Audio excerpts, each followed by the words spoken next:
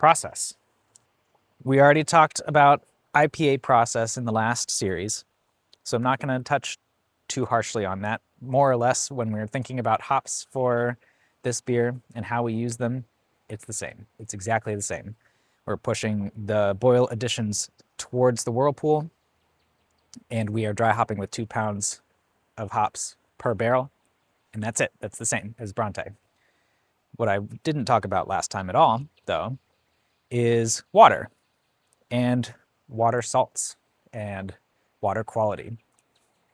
When we're making a bitter drink, a very hoppy drink, versus a very malty drink, we treat the water differently. We at Rockmill have the benefit of not being on city water. We're on a well, and the well water we get is exceptional.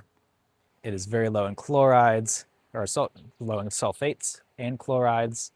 It's very low in sodium. The only thing it's not very low in when we're talking about brewing water and qualities that make brewing water good is it has a significant amount of calcium in it, which means it has pretty high alkalinity. Pretty sure that makes it hard water, but we'll take it. We love the water at Rockmill. We love the fact that there's no chlorine, there's no treatment. It's straight from the well underneath the beer garden, and that's a pretty cool thing. Really, really low in those elements, in those compounds.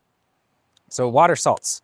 This beer and Bronte as well has a higher sulfate to chloride ratio, and we do this intentionally.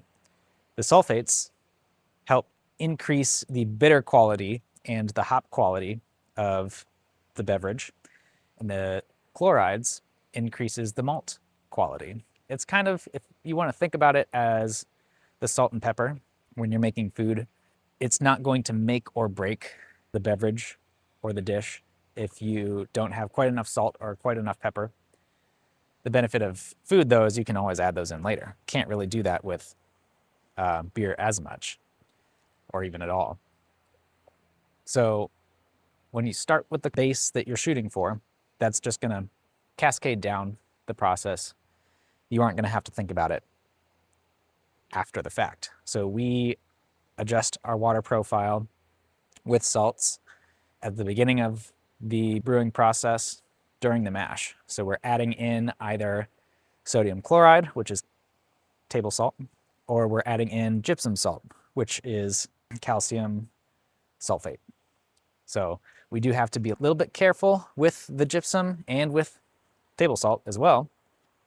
If you go too much on either end of the spectrum, you're going to get way too much calcium or way too much sodium. So we have to be cognizant of that. Luckily, because our water starts below 10 parts per million, and I'm getting really nerdy with you guys right now. This is pretty specific stuff. But this is what I enjoy very much about brewing, is that you can get this nitty-gritty in the details.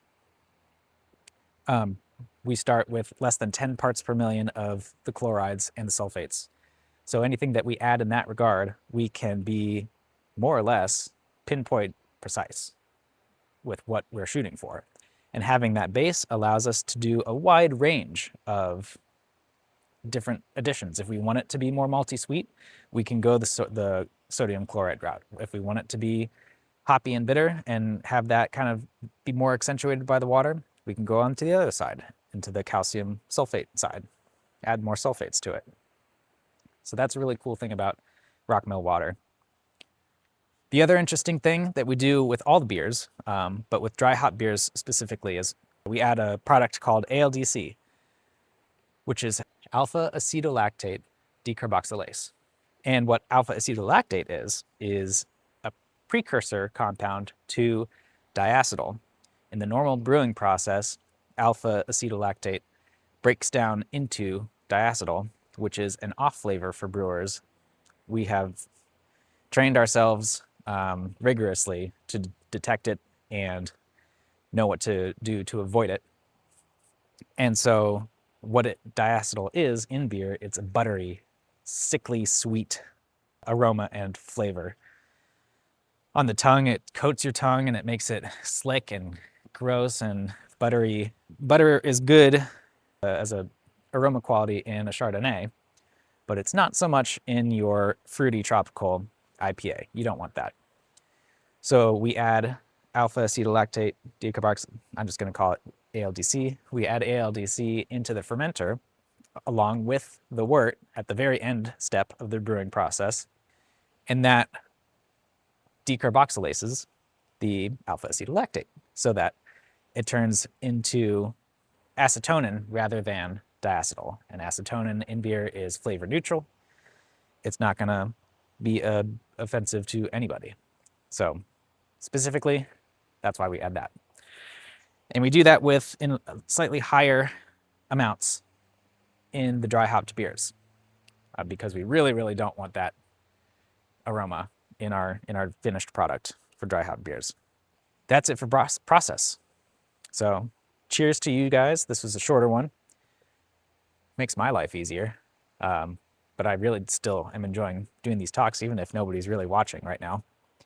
Maybe they will later, maybe they won't.